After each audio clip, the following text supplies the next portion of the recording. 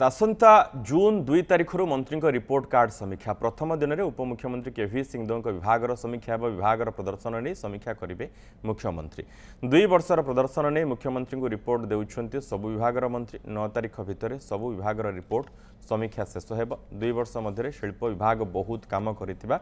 शिल्प मंत्री संपद स्वाई सूचना रखिछन्ति एबे अक्षय शक्ति आईटी खाद्य प्रक्रियाकरण सेमी कंडक्टर क्षेत्र में अधिक पुंजी आसुछि पुंजी निवेश ठारू ग्राउंडिंग जाए विभाग मॉनिटरिंग करुछि।